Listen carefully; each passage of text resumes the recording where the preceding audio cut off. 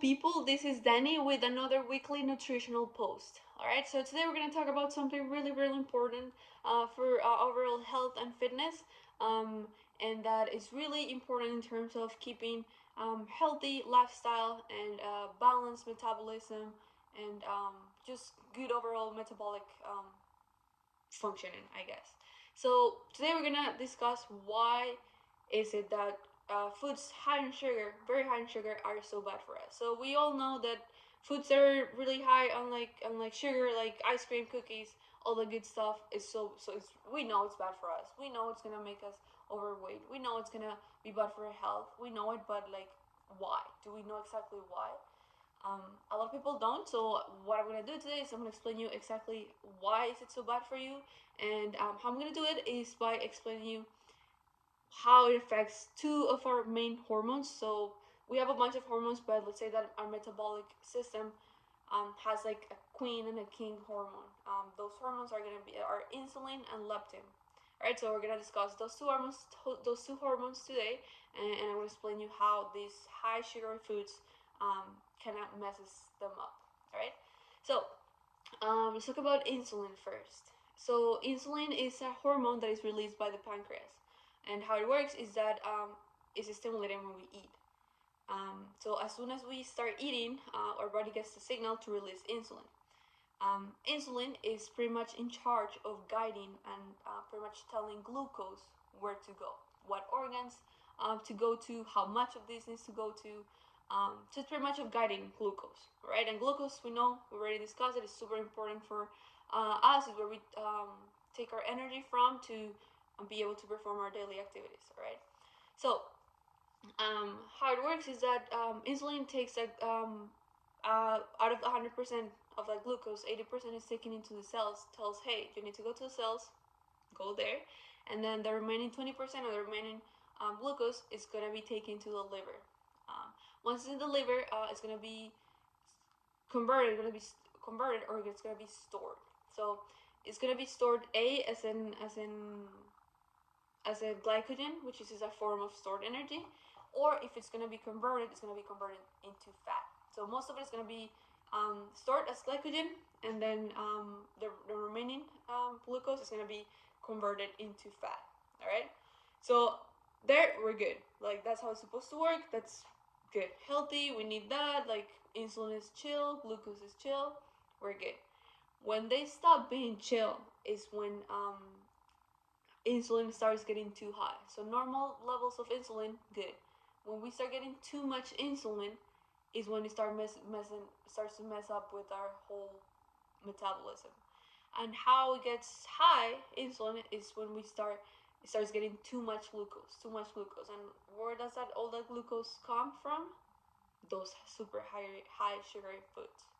All right, so once we reach a really high level of insulin, is when we start seeing type 2 diabetes, which is pretty much when people become insulin resistant.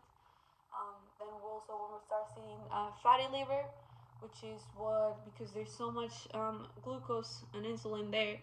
Um, the Remember how I said that a lot of like the remaining glucose is also converted into fat or stored as glycogen? Well, if there's a lot of it, there's so much the liver can take. So if there's a lot of it, then a lot of it is going to be converted right away into fat, because the liver is going to be oversaturated. It won't be able to process it and use it as energy. Instead, it's going to store it as fat. So that's what we say. We see fatty liver, we just see overall obesity and type 2 diabetes, right? And now with that high insulin level comes the second part, or the second hormone that I was talking about, leptin, right? So what happens is that when insulin is high, leptin is high. What is leptin? Leptin is a hormone that is pretty much in charge of telling our brain and our body that we're full. It's the one that tells our brain to, hey, stop eating, we got enough food, we're good to go. So what happens usually, how it works, is that people with higher body fat have higher levels of leptin than people who have body, lower body fat, right? So you would think if there's someone who's overweight then they have higher levels of leptin, so that means that they would get that signal of, hey, I'm satisfied, I don't need to eat quicker, right? The problem is, just like it happens with insulin, when there's like a lot of leptin, the person becomes resistant to the leptin, so they stop getting that signal. The leptin doesn't do its job anymore, so you pretty much never feel satisfied. That's well, you that person is always hungry and feels like no matter what they eat, they're never really truly full. So that's the main thing. As long as insulin is high, leptin is gonna be high, and then if you put those two together, then that's when we start seeing not just like physical negative effects like getting obese or overweight, but also you're gonna see that health wise, you're gonna start seeing serious diseases. Like I said, like fatty liver, which can lead to other complications, to other type of diseases that can become serious, really serious and fatal in a lot of cases. Or just chronic diseases like type 2 diabetes are not fun to deal with. Um, and that's something that we don't want to throw off our metabolism, because when our metabolism is thrown off, our hormones get out of whack and everything starts going down. So we definitely do not want that. So just little tips. Like I said, we definitely need the insulin. We want to stimulate insulin, but we don't want a lot of it. So we don't want to eat foods that are super high in sugar. We want to eat foods that, for example, healthy fats are actually one of the macronutrients that stimulate insulin the less. So the least. So that's why we want to eat foods that are high on healthy fats, um, good carbohydrates, not like very like simple carbohydrates, like complex carbohydrates, like sweet potatoes, rice, all that good stuff, and kind of like leave the high sugary foods to the side to try to like help our hormones do their job.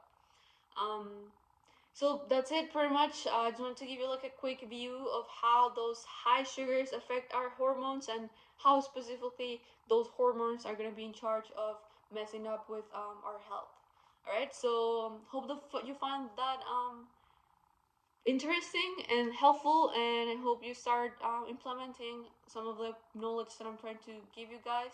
And just think about that next time you eat that ice cream, that cookie. Just double, like, take a second, think about it, and really question if it's worth it.